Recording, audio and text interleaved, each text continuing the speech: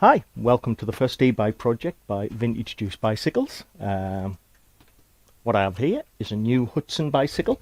A little bit of background on New Hudson themselves. They were formed in 1890 in Birmingham in England by a guy called George Patterson, and he kept the company up until after World War One. During World War One, he lost one of his sons. One of his other sons lost a leg, and he decided he didn't want to run the company anymore. So in 1920, it was taken over by a guy called H.J. Brunkton. He took the company on, gave it a slight twist to its name, so it went from being the New Hudson Cycle Company to New Hudson Limited. He held on to the company until the late 1920s, when it was taken over by BSA, Birmingham Small Arms. And as well as making bicycles, the company also made motorbikes, and it also made brake systems for cars. So if we look at this one here, this is a 1950s bike, so it's very similar to BSA bikes of the period. If you look at the pump mounts here, little pressings that are welded onto the frame, that tends to be synonymous of BSA bikes of this particular period. Looking at it, it's got the original New Hudson badge on the front here. It's also got a nice little oiler down here behind the bottom bracket. I'll put some pictures of that on there a little bit later. Right, so what am I going to do with the bike? Well, I'm going to scrap everything except for the frame, forks, mud guards, front and rear, and the chain guard. I might actually rescue that pannier rack on the back. I quite like that pannier rack. It's made in Switzerland. It's had a few little bodges on it. Looks like it's been soldered up or crimped up a bit where it's failed in the past, but I think that might polish up nice. So yeah, we might end up leaving that on there. And the other thing is, I've got a nice old St. Christopher bell here. I'll try and resurrect that as best I can. So let's go through the details again. New Hudson, as I said, 1950s. The wheels, the old 26 by 1 3/8 size, front and rear. Now what I'm going to do is, when I change this to an e-bike, I will replace those wheels either with new 26 by 1 3/8 wheels, or I might upgrade them and make them that little bit bigger and use 700C, which is a modern wheel size, far easier to get. Looks like it should fit in there, so I'll give that a go. If I can't fit the 700Cs in there, then I'll revert back to doing some 26 by 1 3/8. The frame size itself, centre of top tube, centre of bottom bracket. I need to say 27 inches, that's not right, 22.5 inches, which is 57 centimetres. That's where the 7 comes into it. And we've got exactly the same dimensions from centre of seat tube, centre of head tube, 22.5 inches or 57 centimetres. Colour. Right, so originally, if you look and see where the paint's scraped away here, I doubt you can see that, well, you definitely can't see that from all the way over there. Looks like it was originally blue and it's been sprayed green. Quite like the green colour on it. So I think that ultimately might be the colour that I end up doing on here. If we look at the gears, we've got the Sturmey Archer gears. This is a 4-speed Sturmey Archer. So got 4-speed hub, 4-speed selector. Now I was hoping that I could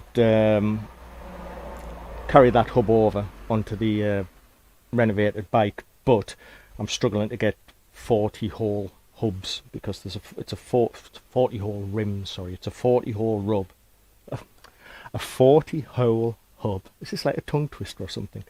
A 40-hole hub, and so I'd need a 40-hole rim, and I can't get the 40-hole rim. So what I do have is I have a very nice, excellent condition Sturmey Archer from, I think it's the late 80s. Now the 80s Sturmey Archer hubs were a bit hit and miss from quality control, but the one I've got is absolutely spot on.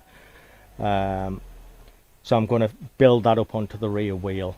So that'll be a 3-speed Sturmey Archer with the same type of selector, but it'll be a 3-speed one. Boom, cranks, cotted cranks. They'll be replaced with new cotted cranks. Handlebars, I'm going to go for Stuttgart handlebars there. In fact, while we're doing this, I'll just show you. So with regards to the cranks, I have some new old stock cranks here. So these are cotted cranks that will directly replace these ones. So they're freshly chromed, haven't got any corrosion on them, and are brand new basically. For the handlebars, I quite like your swoopy. You like you can have them mustache. God, that's a bit of a tongue twister. I'm using all these words that are difficult to say, so I'm going to replace these bars with these ones, so you can have them that way down for a more racy appearance, or that way for a bit more of a sit up and beg appearance. On my bike I have similar bars and I find them extremely comfortable.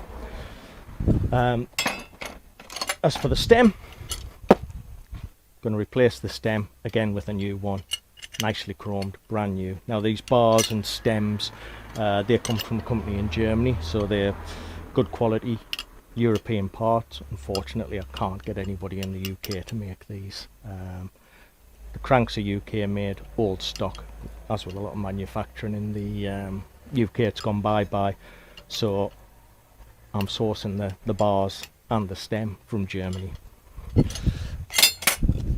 Right, let's see what else I've got here. The stem, brake levers. Brake levers with the e-bike kit. I get a couple of brake levers that I can put on here. And those brake levers have got a switch in them, which means that as soon as you apply the brake, it switches off the motor on the rear. So that means that you're getting no drive. You're not fighting against the motor when you pull the brakes. So I'll be putting them onto there. They're a pair of black brake levers. The calipers themselves, I normally replace these on the bikes that I've done for myself with Tektro or Deer Comp brake calipers. So they're I think they call it dual pivot, but they apply a lot more force and are far more suitable for e-bikes than these single pivot calipers. So they'll come off, they'll be replaced. Headset, new chrome headset on there.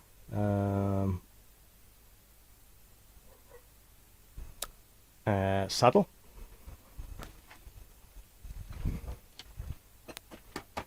nice sprung vintage saddle here, which I personally don't like, and you see it's fallen to bits. That's going to be replaced with this baby here. So quite nice, comfy, spongy, sprung saddle, brown in colour, so I'll be going for brown bars, so you'll be looking at green and brown on the colour scheme there. Seat post, the seat post that I'll put on there, again, that will be a chrome one, so that will match the seat mount, etc. Saddle is a Chinese saddle, so unfortunately it's just trying to get saddles at reasonable prices made in Europe is quite difficult. Boom. So right, I've been through that list, so what I'm going to do, strip it all down. I'm going to strip the paint, get rid of the rust using electrolysis, and then I'm going to powder coat the outside of the frame, again like a British racing green colour most likely, and then I'll put rust inhibitor on the inside of the frame just to stop any corrosion, further corrosion inside. So the electrolysis will get rid of the rust inside, and then the inhibitor will just prevent any more rust from forming. And then finally I found somewhere that does a new Hudson logo, or the letters new Hudson, transfers, decals, whatever you want to call them. And on the bikes that I've seen on the web, you tend to find them here on the chain guard, so I'll put that on there.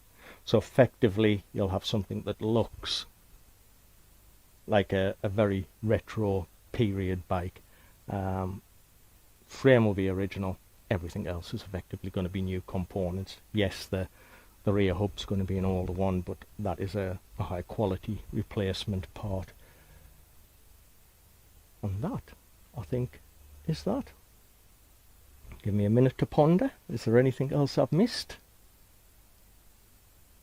Alright, I'll just mention a bit on the e-bike kit. E-bike front hub. So there'll be a silver front hub on this to drive it. The battery, I'm not quite sure where I'm going to put that yet. I've got my bottom bracket battery, which could fit down here, which I think is favourite at the minute. Or I could put a battery on the pannier on the back here. Again, that's something I'll look at. I'll model a few things up, we'll get it on there. And if you keep watching, you'll see how the bike develops and what it's going to look like. And you can see the transformation, and this is going to be the typical transformation, what we have of these old bikes, into what I call the modern classic. And there we go. I'm floundering a bit now, and I'm struggling for things to say. So there you go. Vintage Juice Bicycle number 1. Hope you've enjoyed watching. Keep your eyes peeled, and we'll see how this frame here and this bicycle develops. Thanks.